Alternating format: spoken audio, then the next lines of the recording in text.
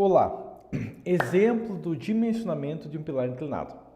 O pilar inclinado ele vai ter algumas complicações que vão dificultar, por exemplo, fazer uma planilha que calcula um pilar inclinado, como cargas locais, como efeitos horizontais e outras coisas, mas aqui eu vou dar um exemplo de como que pode ser feito tranquilamente o dimensionamento de uma peça inclinada, ok? E eu misturei carga nele ainda distribuída para piorar a situação um pouco. Bom, a questão aqui é o seguinte, ó.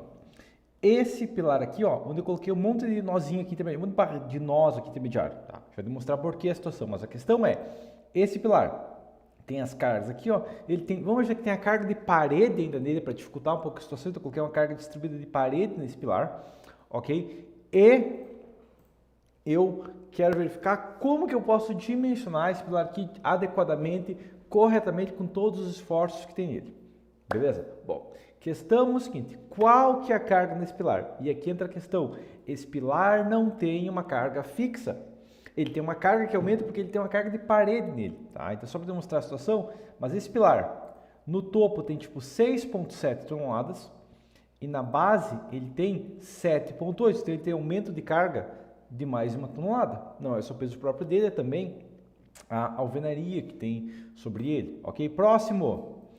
Cortante, a cortante tem 1,3 de um lado, ok? A gente pode ver que a cortante permanece meio que constante, ela não chega a inverter igual uma viga, por quê? Porque essa cortante, como a carga é princípio vertical, essa cortante é o que gera uma força diagonal no pilar, ok? O pilar tem uma força diagonal, a carga está vertical aqui, ó, então gera uma cortante que vai só aumentar, chegando a 1,9 aqui.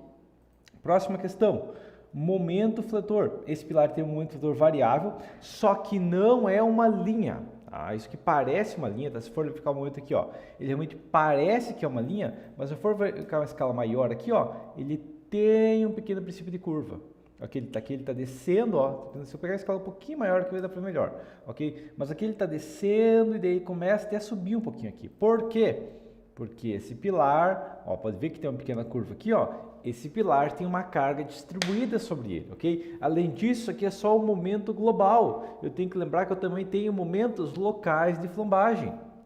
Entendido? No outro eixo, digamos que não tem momento, esse pilar que eu estou verificando nesse eixo. Claro, pode acontecer desse pilar ter ao mesmo tempo momento fletor no outro eixo e ter um momento torsor e tudo mais? Pode, ok? E aqui eu estou demonstrando em uma hipótese, eu vou demonstrar um cálculo completo, que vai só repetir, o mesmo procedimento que eu fiz agora, vai repetir para hipótese do vento em um eixo, hipótese do vento em outro eixo, esse pilar aqui pode acabar funcionando de contraventamento, se for dois pilares que fazem um A, vai servir de contraventamento, então depende muito o modelo em si, mas essa é a questão base, o princípio que a gente tem que entender, beleza? Bom, questão seguinte, vou voltar para o monitor visível aqui, a gente viu que tem uma pequena curva, questão aqui é o seguinte, primeiro, eu quebrei ele em vários pontos. Por que eu criei todos esses nós intermediários? Para eu poder pegar os esforços no topo do pilar, 50 centímetros para baixo, 1 metro para baixo, assim por diante, no meio, em vários pontos, ok? Porque eu não sei qual que é o ponto crítico do meu pilar. O ponto crítico do pilar é no topo, onde ele tem menor carga, ou na base que ele tem a maior carga, só que quem sabe ele tem um momento um pouco menor, ou é no meio que ele tem um risco de flambagem lateral. Eu não sei, então não sabendo, eu vou verificar todos os pontos, entendido? Tá? O que eu fiz aqui então? Bom, eu peguei um bloco de notas, ok? Esse bloco de notas aqui, ó, beleza? E basicamente eu anotei vários pontos dele. Então eu peguei aqui, ó, primeiro a força axial, a cortante e o momento fletor global que ele tem, porque o software que eu estou utilizando nesse caso aqui, ó, que é o CIP 3D, ele vai me dar basicamente, só ajustar isso aqui porque eu mudei a escala, tá? Mas ele vai me dar basicamente os esforços globais, tá? Um F2 é a mesma coisa, que são os esforços que a estrutura exige que o pilar suporte. Ele não dá esforços locais, como os efeitos de flambagem do pilar.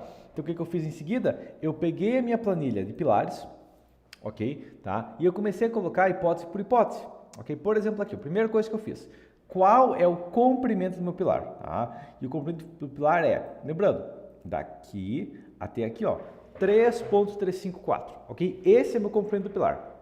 Agora, esse nó aqui, ó, vai flambar baseado em 3,354? Não, tá? O bem no meio, ele tem uma flambagem de 3,354, mas quanto mais próximo do ponto rígido, né, nesse caso aqui, essa região aqui, imagina que tem uma viga transversal aqui e tudo mais, ok? Mas que aqui eu tenho um efeito que trave ele lateralmente, o que vai acontecer é que esse nó aqui vai ter uma flambagem igual a um pilar de balanço, ou seja, eu pego o comprimento até o nó e dobro, ok? Mesma coisa o nó aqui da base, beleza?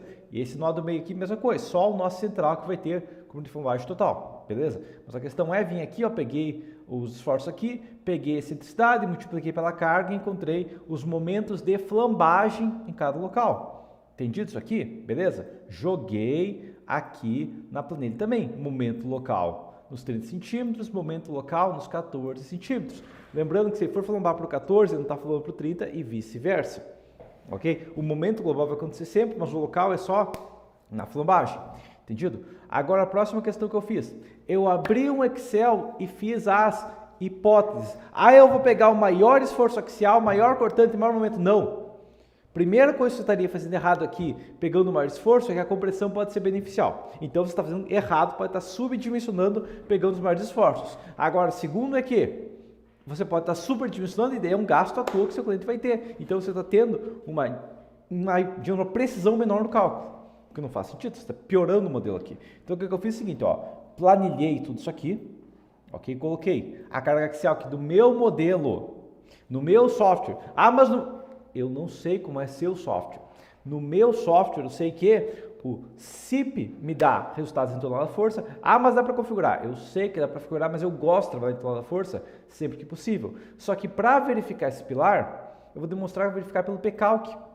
E o pCalc me exige quilonewton e metro. Ok? Eu já trabalho com metro, mas ele exige quilonewton adicional. Ok? Essa é a primeira questão. E a outra questão é que eu já testei o pCalc, porque eu não vou usar um software que eu nunca testei. E eu descobri que aquela majoração obrigatória de pilares com menos de 19 centímetros, pelo menos na minha versão do pCalc, a sua pode ser diferente, mas na minha, não sei qual versão do pCalc você tem, mas na minha versão do pCalc eu sei que ele não majora um pilar de 14, ele deveria majorar, um pilar de 14 deveria majorar em 25% dos esforços.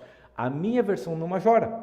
Então, para dimensionar adequadamente, como estou vendo que tem cargas consideráveis, eu vou considerar uma majoração separada de 25%.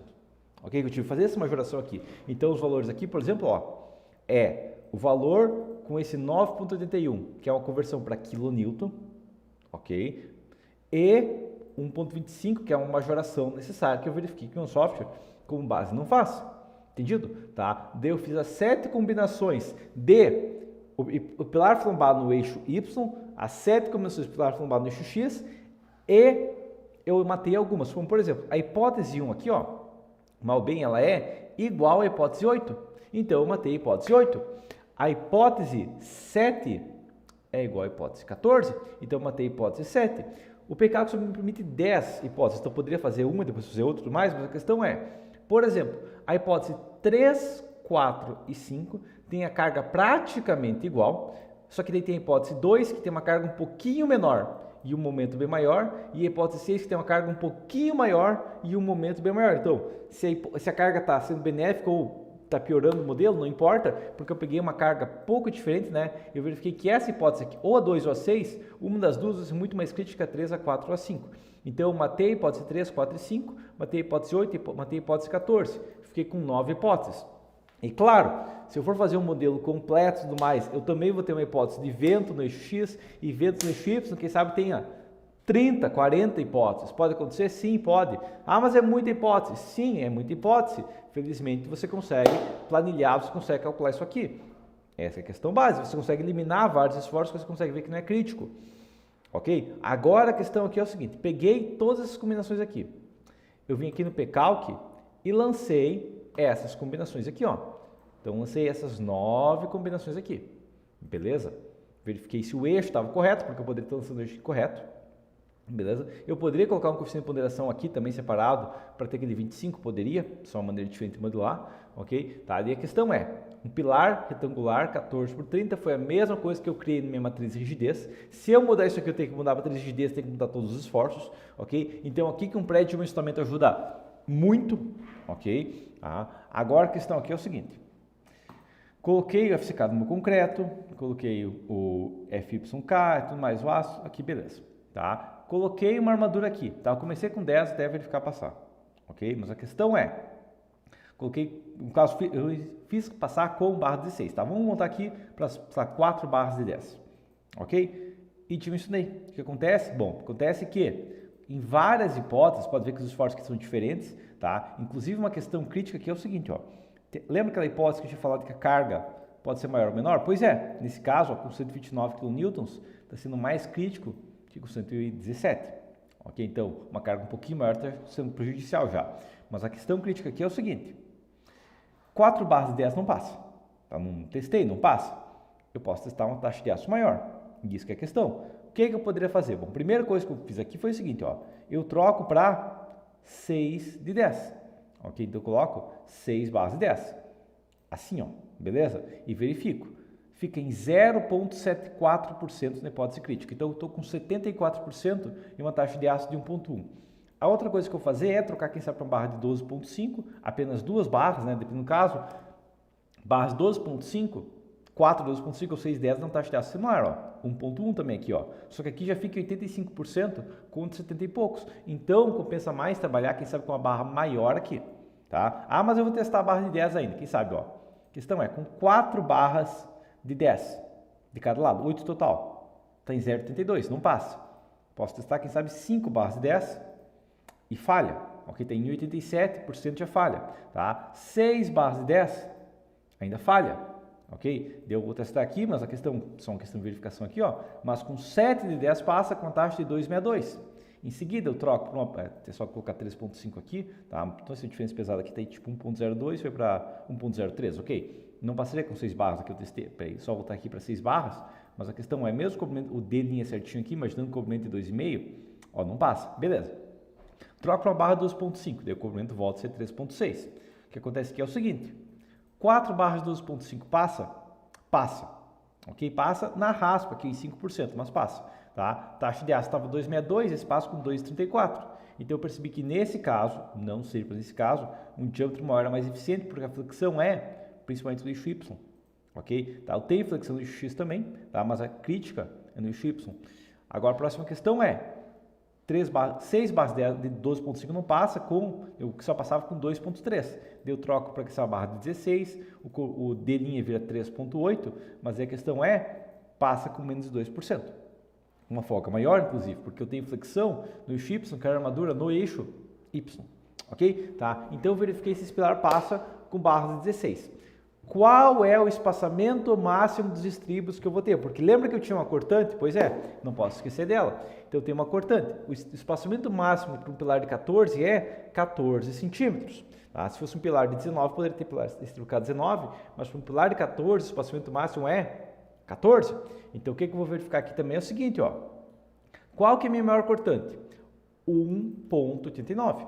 Então eu vou pegar igual o meu vídeo que fala estrague sua planilha, ok? Recomendo você assistir aquele vídeo também, mas igual o meu vídeo estrague sua planilha, eu vou pegar uma planilha de viga. Ah, mas não é viga, é pilar. Não, eu só quero fazer uma verificação de cortante. A norma não tem verificação de cortante para pilar, verificação de cortante para viga. Ela tem verificação de cortante com estribos e sem estribos, ok? Isso que ela tem. Tá? No meu caso tem estribos, a questão é com uma cortante máxima, igual eu modelei aqui, ó, de 1,891. Lembrando que tem majoração, então 1,891 vezes 1,4, ok? E uma peça de 14 por 30 com comprimento de 2,5 cm e ia ficar de 25, tá? Momento fator crítico porque o momento não piora a cortante, tá? O que acontece aqui é o seguinte, passaria com estribo de 5 cada 15. E não só isso, mas o VSW é zero, eu não preciso tecnicamente de aço para suportar essa cortante. Então, nesse caso, eu posso tranquilamente colocar estribo de 5 cada 14.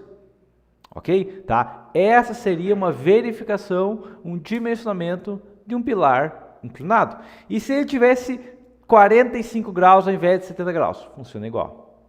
Ok? A questão crítica que a gente vai fazer é, a gente vai quebrar em vários pontos e encontrar o ponto crítico. Inclusive, uma questão aqui, mas qual que é a hipótese crítica? Bom, a hipótese crítica é a hipótese número 4, ok? É a hipótese que o meu bem tem maior carga, que está me dando menor folga, ok? Ou seja, nesse caso aqui, ó, o pilar vai estar com o momento fletor crítico na hipótese que tem o maior momento fletor na base. Entendido? A flexão local, nesse caso, não significa que isso sempre é válido, mas nesse caso, a flexão global foi mais crítica que a flexão local. Se esse pilar tivesse 5 metros, dificilmente isso aconteceria, mas nesse caso, aconteceu, ok? Sendo que o ponto crítico está na combinação 7, eu sei que aqui é o ponto crítico. Agora, poderia acontecer, tá? E isso vai variar dependendo do caso, mas poderia acontecer que a hipótese crítica está, sei lá, bem no meio, tá? Entre a hipótese 10 e 11, por exemplo, as duas estão no máximo. Então teria que sabe, quebrar aqui, fazer tipo uma combinação 10,5 para verificar se o 10,5 é um pouco mais solicitado. Entendido? Então seria uma verificação adicional. E claro, eu também faria verificação com o vento batendo no eixo X, o vento batendo no eixo Y e todas as combinações, que são peso próprio mais sobrecarga mais parcela de vento, peso próprio mais sobrecarga mais parcela de vento no outro eixo, peso próprio mais parcela de vento mais parcela de sobrecarga, peso próprio mais vento no outro eixo mais parcela de sobrecarga. Fazer todas as combinações e verificar esse efeito. Entendido? Essa que é a questão crítica. A gente pode eliminar muitas combinações. Com experiência, teria várias outras combinações que eu quebraria, como por exemplo, essa hipótese aqui, 6. Eu quebraria porque tem um pouquinho mais de carga aqui e muito mais momento, que eu sei que é mais crítica. Essa hipótese que eu quebraria porque tem outra que tem momento bem maior, mas por questão de demonstração, eu usei todas. Ok? Tá? Essa que é a questão. Você pode quebrar hipóteses pelo seu conhecimento. Você sabe que eu sei, eu já verifiquei, eu entendo o conceito de pilares, eu sei que essa hipótese vai ser mais crítica. Se você não entende, é um trabalho mais puxado que vai fazer você aprender para da próxima vez não ser tão crítica. Entendido? Então, essa que é a questão, esse é o método de dimensionar qualquer peça inclinada. Você faz o diagrama de corpo livre, você dimensiona os esforços da estrutura, ok? E daí você pode modelar por um p-cálculo, por qualquer outro método, fazer o cálculo da seção manualmente pode ser feito, ok? Mas a questão é, você vai encontrar os esforços e calcular os esforços. Se a peça tem cortante dos dois eixos, complica um pouco, mas é o mesmo princípio, ok? Se a peça tem torção, complica um pouco, mas é o mesmo princípio. Daí a torção vai dar uma dor de pele, que tem que ser adicionada na armadura longitudinal e tudo mais, ok? Só uma adição de complexidade para o modelo equivalente. Entendido? Se você quiser ver mais exemplos disso sendo feito, ok? Se você quiser entender melhor o dimensionamento de concreto armado, eu tenho um curso completo de concreto armado, ok? Onde agora eu inseri um módulo de escadas que eu aplico esse conceito aqui de verificação de esforços para qualquer concepção de escadas possível de concreto armado, ok? Também tem módulo de escadas em outros cursos, mas falando de concreto armado aqui, e demonstrando essa aplicação com combinações e tudo mais, e como isso aqui pode ser aplicado junto com torção e outros efeitos que eu posso ter, beleza? Mas esse seria o método para dimensionar qualquer estrutura que tem esforços complexos para tudo que é lado, beleza? E por enquanto seria isso, e até a